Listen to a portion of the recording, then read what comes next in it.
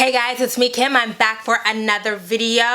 First of all, I have to say, I've gotten so many new patrons from the last time I made a patrons only video. Thank y'all. If there's something that you want me to talk about, leave a comment, send a message. I'm trying to get a lot better with correspondence. I just get overwhelmed. I have immense anxiety, and dealing with comments and all these inputs, it really overwhelms me. But I appreciate y'all, and I always want to make sure that I am reaching out to y'all first, because without y'all this is not possible. Next, this video, obviously, because you saw the title and you clicked, it's going to be about a very sensitive situation, and I want to be as sensitive about it as possible. I'm a black woman. I recognize that just living in a certain kind of body attracts all sorts of violence, but I'm cisgender, I'm straight, and so I'm also protected in many ways. I would never, ever in my life deny that the violence that LGBT folks, particularly black LGBT folks, experience is not real. I would never say that or insinuate it. I know. And there are things about that experience that I will never understand, that I just can't get because of who I am. So that's the first thing. The second thing is, I'm going to say stuff in this. So I think it's possible to say what you did was wrong without saying you're trash. I'm trying to get a lot better at that, you know, because I think that it's possible to have horrible judgment, make some poor choices, and still be able to be redeemed. I say this over and over again. The only thing that you can't come back from is death. So just because I denounce someone's actions does not mean that I endorse, you know, attacking them or throwing them away or whatever. This topic is so sensitive that I do what I never do for these videos, and I made notes. So let's get into it. I'm just gonna put it out on the table. So since the report of the attack on Jussie Smollett was publicized on January 29th, I always had doubts. That is the reason why I didn't make a video about it. It's the reason why I haven't had made any public statements about it on social media, on YouTube or whatever, because immediately, I am here to put on makeup, so I need to do that. Immediately, I had doubts about the story. So, my first suspicions really came from the details of the initial story. And we got the initial story, I believe, obviously not from Jussie himself. He was incapacitated. We got them from a representative. And my just initial thoughts were like, wow, that's a lot of stuff. It's MAGA hat, it's somebody yelling MAGA country, it's somebody yelling nigger, it's somebody yelling faggot, it's below zero weather in Chicago, you're out in the middle of the night, it's bleach, it's noose. It was just a lot. It was so much that it just felt like a story that a racist person would concoct in order to discredit black people. Have you ever seen those, you know how there's been a couple of instances where a white person has gone to the news and been like, black people wrote, get out of town, whitey, on my driveway. And you're like, black people didn't do that. Black people did not do that. You know what I'm saying? Or there's been a couple of times where a white person has been like, a black person spray painted, we hate crackers on my garage. And it's like, a black person didn't do that. You are lying. You're lying. So when I first heard that, I was just like, this is, it was just, I saw somebody on Facebook use the word fabulist. It felt like a very fabulist account, right? It was just so much. So, I have sins. So, I know better than to, even if you have concerns and have doubts and have suspicions, I think it is always best to just be quiet. Just be quiet. So I didn't say anything publicly because I'm just like, you know what? It doesn't feel right to me, but it could be. I don't know. So point of coming out and being like, I don't believe, and you're like, no, just be quiet. So I said to my friends, after a couple days, you know, I was wrestling with these feelings, and after a day or two, I told my friends in our group chat, something about this doesn't feel right to me. And, you know, we talked about it, and they said, no, this is a real thing. And I said, okay, you know what I'm saying? And then I thought, you know, after we had, you know, that little back and forth, I thought, well, you know what? Last year or the year before, a couple years ago, Kim Kardashian was tied up in her bathtub in Paris, and she thought she was gonna get killed. I mean, like, crazy things happened. And so I was like, you know what, Kim? You're being hyper vigilant. You're being too paranoid. You know, stop it. And then, ooh, I didn't put on any primer. Talking. So I really forced myself to suppress all of those doubts because I want to be on the right side of history. And then a day later, my friend sent me the report that two persons of interest were found on camera, and I was like, I literally said, this makes me feel relieved. I am relieved by this, because I started to question myself, like, damn, am I homophobic? You know, I want to consider myself to be a good person. You know, I think that my politics are good. I thought that I had worked through, you know, I grew up very religious, where, you know, being gay was not the thing. My mom did not let me watch Ellen, did not let me watch Will and Grace. I had to sneak and watch Will and Grace. Thankfully, I was a latchkey kid, so you can basically, you know, watch whatever you want if your parents aren't home. But I really was questioning myself, and then, you know, when it comes out, it's like, Kim, do you really want to be on the side of Joe Budden? Do you really want to be on the side of the MAGA people? Like, get yourself together. So I actively worked to suppress the kind of feelings, you know, those little tingles that you have of like, this is just a lot. It is a lot. But at that time, I also I'm friends with a lot of queer journalists, and they were openly talking about their skepticism. And I can't find my sponge. Oh, found it. So they were openly talking about their skepticism, and I have to say that made me feel better, because it's like, you know, my genuine fear was, whoa, like, you got to work through your internalized homophobia. But when I saw multiple queer folks that I follow kind of, and not to say that you can't be queer and homophobic, you can, but these are people I trust. And I said, okay, well, it's not just me. It's not just me.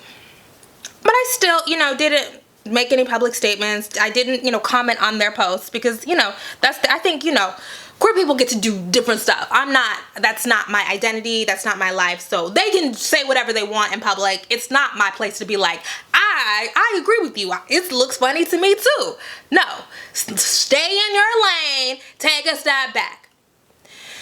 So my suspicions were really founded on the fact that it just seemed very fabulous, as in exaggerated. I mean, it's just so bleach. Somebody threw bleach on you in below 0 degree weather, and then, you know, he's come back and added other stuff, but then they were looking for you because they yelled hate empire, and it was just a lot of stuff. And then I was like, well, I used to date somebody who lived in Chicago, and I know the different areas of Chicago. And, you know, as in most places now, there are very, very ritzy, expensive areas of Chicago. And then there are not neglected areas of Chicago. And the area where this attack happened, and by the way, I'm still not, I think something could have happened. I do. I don't think that the story that has been presented to the public is 100% true. That's where I am. I think it's possible something happened. I just don't think that that story, the MAGA story, is true. So anyways, the part of it was always strange to me that days after the report of this attack, there was no video. There was no video. There were no images. I have spent lots of time in Chicago, and especially in that area, there are cameras. Look, if you are in, you know, a ritzy part or an upscale part of a major metropolitan area, you are being watched. You are being watched. There are cameras everywhere. If you're outside, you're being watched. I finished up the last year of college. The spring of my senior year in college, the Boston Marathon bombing happened, which is so crazy. And I went to school in Cambridge, Massachusetts, right outside of Boston. As a lot of people know, I went to Harvard. And because if you went to Harvard, you say you went to Harvard all the time. That is the stereotype, and it is real. So anyways, I went to this little college outside of Boston, and the Boston Marathon bombing happened. And what happened after the Boston Marathon bombing was basically the entire city went on lockdown. It's actually crazy for me to think about that an entire major metropolitan area consented to, school was canceled, so we all stayed indoors for like 24 hours, 48 hours. It was martial law in Boston. That is crazy to me now, as somebody who believes in like civil liberties and stuff, that everybody was like, you know what? We're just gonna suspend our lives for a couple of days. Like, now that I've watched Handmaid's Tale, and that's my favorite show, the fact that we were just like, you know what we're gonna do? We're just gonna shut down the city for a couple of days while the police look for these 2 foreign students. That is weird as fuck to me now. But anyways, so the entire city shut down. They were able to find the Boston Marathon bombers because in all of those buildings, there are cameras. There are cameras. And so out of the thousands of people that were in Boston that day, the police were somehow able to find these 2 faces, and they were able to track them, those cameras. Now, the police were invested in finding the Boston Marathon bombers in a way that they probably were not invested in finding the people who attacked Jussie Smollett. I know that the stakes are different from them. I just think that this is so high profile. There's just so much talk about it. I'm sure that, you know, the Chicago PD, as nasty and corrupt as they are, you know, we don't fuck with pigs over here, that they want to be the heroes, you know, and, you know, help this famous, you know, fame, you know, people are attracted to fame. So it was just really weird to me that there was no pictures of Jussie. No pictures of Jussie in the street, no pictures of Jussie on the street, no pictures of him with a noose around his neck, because he said he kept the noose around his neck for 45 minutes. And then he said he waited an hour to call the police. He called his manager, and then he called the police an hour later. I'm just like, it's just strange to me. It's strange. It's just strange. It just is weird if this happened outside. But then, like I said, okay, so we get those images of the persons of interest. And I'm like, okay, good. You know, like, good, because it doesn't make sense. You know, as much as I had, you know, these questions in my mind, it also don't make sense. Because why would you lie? That doesn't make sense either. Why would you lie? It doesn't make sense. So I'm just, you know, I'm like stewing with these feelings. I'm not saying them publicly because that's in poor taste. You don't want to be fucking Joe Budden out here, that nasty ass man. But we're still not getting anywhere. I'm like, there's still no new developments. Like, what is going on? It's just too much. And then we get 2 weeks later when Jussie finally comes out and addresses, you know, he comes out on Good Morning America and talks about it. And I thought that Good Morning America interview was not, something was off. I don't know. It just wasn't right. But then he says on the Good Morning America interview that those people on the tape are the people who attacked him. I was like, okay. So okay, we're putting the pieces together. But then, hours after that Good Morning America thing comes out, then we see that the persons of interest are two Nigerian brothers who flew out of the country, flew back to Nigeria, and then came back, and then they were arrested as soon as they came back to Chicago. But Jussie just said that he was sure that those were the people, but those were Nigerian brothers. And then it's like, okay, well, you heard people say it's MAGA country. This is MAGA country, nigger. Okay, well, you know, black people and white people don't have the same voices, you know.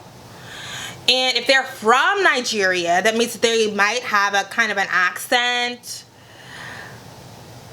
It just was like, and they could have been, they were wearing ski masks because it's below zero in Chicago, cold ass Chicago. That's why I'm so glad I broke up with that man, because I don't want to travel to cold ass Chicago no more.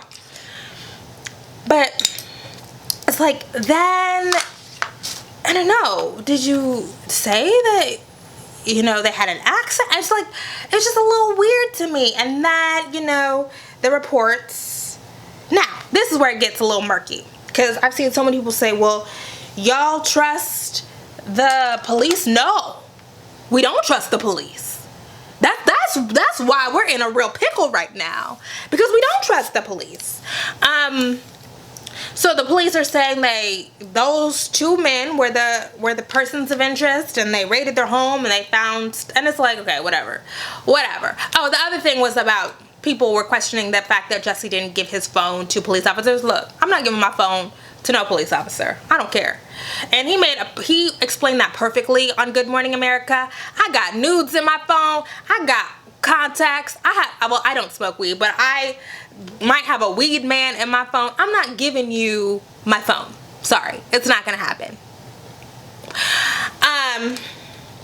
But then it comes out it's the Nigerian brothers, and they're searching, and then we don't hear anything from the Nigerian brothers, and the Nigerian brothers now have a lawyer,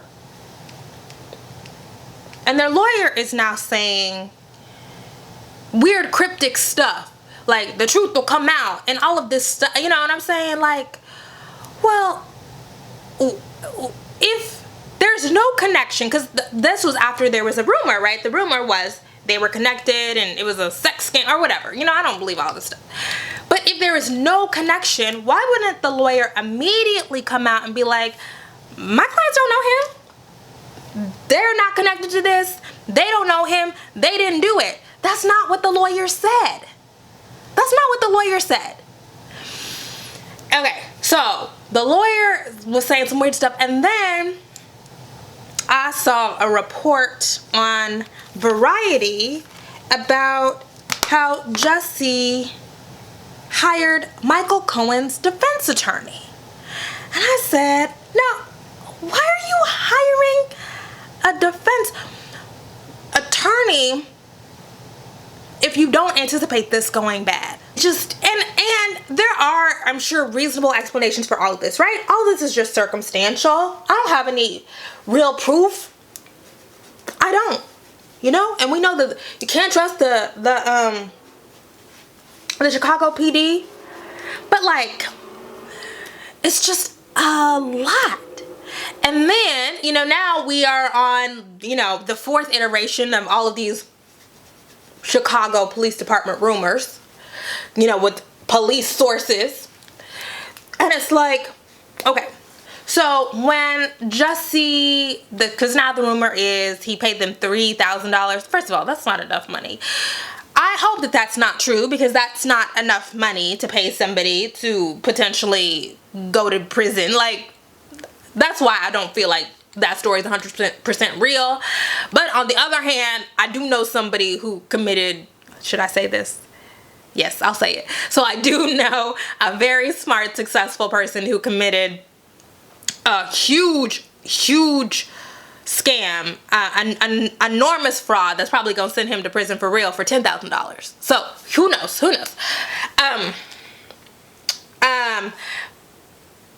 But in replying to what the Chicago police was saying, it just was weird to me that Jussie didn't say, I don't know those men. Is what the official statement that his lawyer released was weird to me. Because if I don't know those people, I'll say, I've never seen these people in my life. I don't know them. I don't know why y'all are bringing them into this. I was mistaken. I thought that was them on the tape. It wasn't them. It was just real. It's just so, I just feel like there are ways to shut all of this down. If you have nothing to do with it, there are ways to just completely shut it down. And then people are saying, and this is where I'm just like, oh, it's so hard. It's so hard. This is why it's so hard being black. Because I do not trust the police. You know, when I see people saying, well, y'all trust the police, but you're going to trust the police over Jussie. At this point, my real problem is that I don't trust the police and I don't trust Jussie. Because something ain't right. It's not right. And it's like, I invested weeks ago so much time in being like, Kim, okay, this is your internalized homophobia coming out. You know, let's review, listening to people talk about their experience with horrible, terrible homophobic and racial violence and being like, okay. But it's just like that, those strings have just come unraveled. And it's like, what are we even left with? We don't have anything. We have incomplete statements from Jussie. We have incomplete statements, cryptic statements from the Chicago Police Department. The other thing is, if I'm one of those Nigerian brothers and I was released and I was questioned, if I was identified and questioned, why then would I not come out and say, y'all got me fucked up? Y'all think that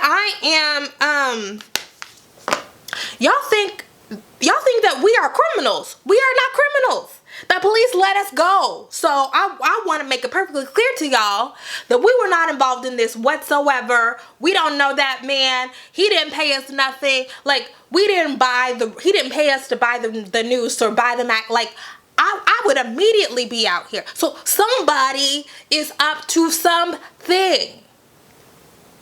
Now, this has just, like I said, I've been going through it internally because I want to be a good ally, a good accomplice, however you want to say it. I want to be responsible in my thoughts, in my feelings, in my actions. But I also don't want to be in a space where I am ignoring my gut. I also want to be able to trust myself. And a question that this brings up for me, and I'm still working through, is when is it appropriate to ask questions? I think by default we are all programmed to side with power. So I always have to check that. So when it comes to rape, we have to say, oh, well, we are conditioned to side with the accused. We are conditioned to side with the most powerful person in the room. Those are the people that we're drawn to. So always have to check those instincts. But the sad thing is, people do lie. And it don't make no sense. And you can never know when it's happening or where it's happening. But it does happen. So what are we to do with the reality of we are conditioned to side with the accused, to defend the least vulnerable person in the room, and hold the idea that people do lie sometimes, occasionally, pretty rarely, statistically speaking, but it does happen. And I'm still trying to figure out, how to handle that, how to deal with that. But I do think that for me, the default is and will continue to be that we believe people until it just becomes too much. So for me, I felt like there was no problem with not being Joe Budden and erring on the side of caution and saying, you know what? There's an alarm ringing for me, but it doesn't help me or them or anybody else to come out and say that this man is lying. It doesn't help anybody to question it. So let's just wait for more stuff to come in, because I don't need to be out here. It doesn't. But here's the thing. You know, if Jussie is not, I don't think, now look, do I think that this whole thing, it's hard for me to believe that he fabricated the entire thing, because that is just, there are levels to scams, and that is scam level 11, okay? That is scam level red, I guess, if that's our terror warning. It's just really difficult for me to think that somebody would really be on scam level 11 when you're already rich and famous. That does not make sense to me. Now, the story doesn't make sense. The follow-ups don't make sense. But it also doesn't make sense to me that a man who is already rich and famous is really going to be out here on scam level 11. It just, I cannot reconcile that. But if it comes out that half or more of this story is fabricated, I don't know what's going to happen to Jussie Smollett. You know, I think that, you know, I don't believe in prison. I say this all the time because I have to repeat it, because people think I'm kidding. I don't. So I really think that, like, if this is fake, that Jussie Smollett needs some help. He's going through something. Something is wrong. And I hope that he will work through whatever is not right. I don't want to see him dragged. I don't want to see him, you know, humiliated. I mean, he will be humiliated if this turns out to be a complete fabrication. But I do think that, like, he will, I hope that if, and let me just say this, if it turns out that all of this, he was telling the truth and he's never met these Nigerian brothers, or he had no connection to them, I will publicly, I'll come back and apologize here, because that's where I said it. And I'll donate to a black LGBT organization. But I also believe my gut, you guys. I really do. So I do hope that, you know, if the final string in this becomes unraveled, that Jussie will commit publicly to getting whatever help that he might need and trying to rectify the harm. Because I do think there is real harm done. We're living in a powder keg right now. Culturally speaking, it's real. I mean, it's really, I don't know how to, what's the word? I don't know.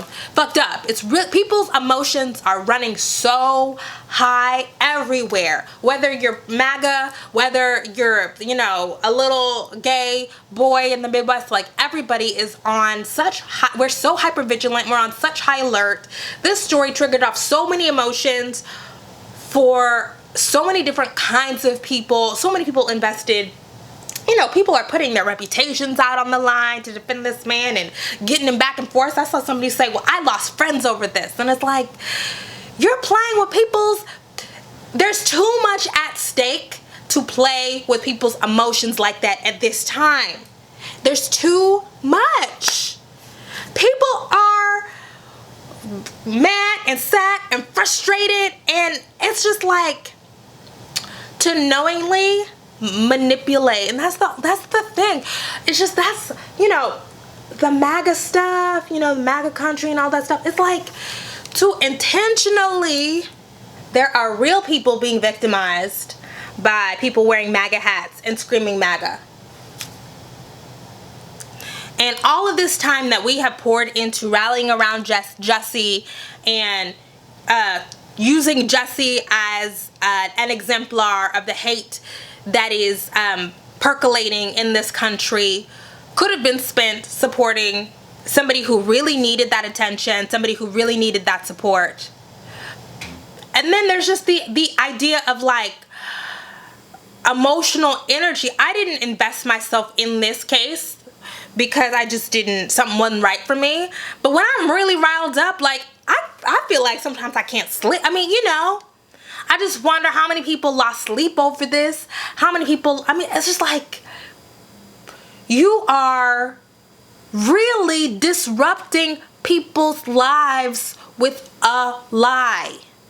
That's not okay. It's not okay. It's abusive. I mean, it's basically like clickbait. You know what I'm saying? You know that if you just hit the exact right, sequence of words and symbols, that people are gonna rally around you, that it's gonna be on every single news channel, that you're gonna get. I mean, when's the last time we saw a story blow up like this Jussie Smollett story? I mean, it's been a minute. It's definitely, and if it were true, it completely deserves that. But I don't think so. So I don't know what accountability looks like there. I don't know what is going to happen. Look, if I had to guess, I would say we have about a week or two more of this. Oh, and then there was the update that, the Chicago Police Department, whom we do not fuck with, there should be a picture basically of like NYPD, Chicago PD, LAPD under the word corrupt in the dictionary. I mean, we know, like, these are not people that we rock with. We do not mess with them. We do not trust them. They're apparently have referred this to a grand jury. I don't really know what that means. If you're a lawyer, can you tell me? Because a recent a spokesperson for the Chicago PD said that the trajectory of their investigation has changed. I of course cannot be sure, but I do honestly take that to mean that their investigation is going to change to include Jussie. I do believe that. I mean, of course, that's speculation. Something could have changed in the time that I spent recording this video. I don't know. I would bet money that this is not going to end well for him. Oh, I have to say, I'm at a point where I hope that this turns out to be a real thing because of all of the people that have been ensnared by it, Oh, I don't tweet really anymore and I don't post anymore, but if I did, I would have tweeted, it looks like Jussie Smollett is going to be the new Tawana Brawley. Are you familiar? You should get familiar with this Tawana Brawley case. It was in New York. I think it happened in Brooklyn, where a teenage girl said that she was raped by a group of white men. And it was like a big deal, and Al Sharpton got in on it, and people rallied around her and marched for her. And I also think not only did she say she was raped, but she was like mutilated in some way. This was like more than 30 years ago. I'm 30.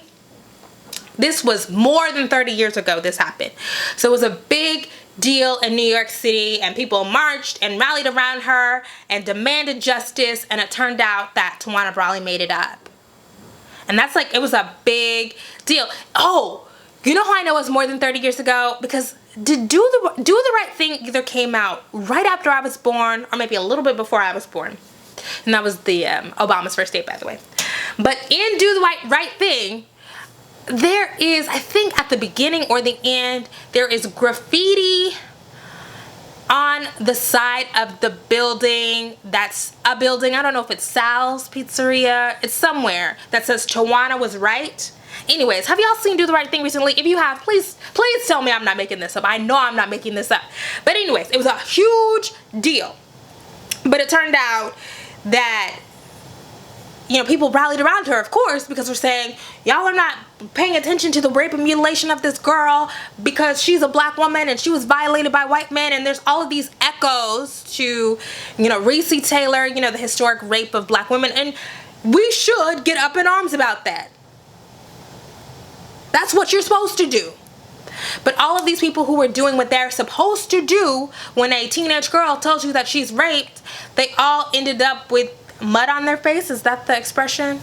Pie on their face? Because it wasn't real. It was a joke. Don't play with people like that. I think there's a real potential that Jussie Smollett is the 2019 version of Tawana Brawley. I think that is so sad. It's gonna be a talking point for years. The way that Tawana Brawley was a talking point for years. Whenever we talk about real stuff that is happening in our lives, we're going to be gaslit by the MAGA people saying, well, you know, this is just another Jussie Smollett situation. You know what I'm saying? Like, the actual vulnerable, because this is really not about me. I'm a straight black woman. What this really is about is the actual vulnerable LGBT people who are going to continue to be gaslit as they are harassed, as they are assaulted, and people are gonna discount their experiences with, well, remember Jussie? You know, it's like, dude, you're out here harming folks. People are still really holding on to, you know, I believe Jussie over the Chicago PD. That's your right. And then people are saying, well, I'll always die on the hill of believing survivors. That's also your right. I think that is an admirable stance to take. It's an admirable position, and I understand that position. But I don't know. I'm not gonna say that this situation has completely shifted how I'm gonna approach things. But it definitely makes me feel like, well, I don't know how it makes me feel, because I think it's still so, I do not ever want to doubt, if, you know, you don't want to be out here doubting people when they've actually been assaulted, you know, re-traumatizing people. I don't know, you guys. I don't know what to do. I don't know how we move forward. I guess we really will see what happens in the coming days and weeks and months. But whatever happens, it's not going to be good for Jussie. That's all I have to say about that, I'm pretty sure. You know, next, what I want to talk about, and this will just be really fast. I saw a tweet today that was an Indian woman sitting with a black woman saying, having sex with white dudes and then kicking them out after sex is ancestral, oh, she said colonial reparations. You guys, okay, let me find this tweet. Let me just read it. Fetishizing white boys and the way that they fetishize women of color by having sex with them but not hanging out with them outside of the bedroom is colonial reparations. Now, this woman is a stand-up comic. Obviously, that is a joke. But you guys, I think that we need to have a serious conversations about what reparations is. And it's not just her. It's not just about her and her joke, which is really just, you know, a way to cover for the fact that you want to have sex with white men. You just want to have sex with white men. And that's okay. But reparations is more than that. Reparations is systemic. It is to make whole the victims of generational theft. So when people talk about reparations as like a white person giving you $5, you know, pay me for my thoughts, pay me for my labor, pay for my coffee, I'm just like, y'all, people have spent hundreds of years trying to shift this conversation on reparations. And y'all telling white people that reparations is giving you $10 to go to Starbucks? Stop that. Stop doing that. That's not what it is. You look nuts. That's not what it is. It's not. So anyways, that's all I have to say about that. I'm going to do my lipstick off camera. Thank you guys so much for watching. I appreciate you. Leave me a comment. And the lipstick I'm going to do is this. It's Sephora #1, just super red. But my camera's about to die, so I gotta go. Thank you so much. See you next time. Bye.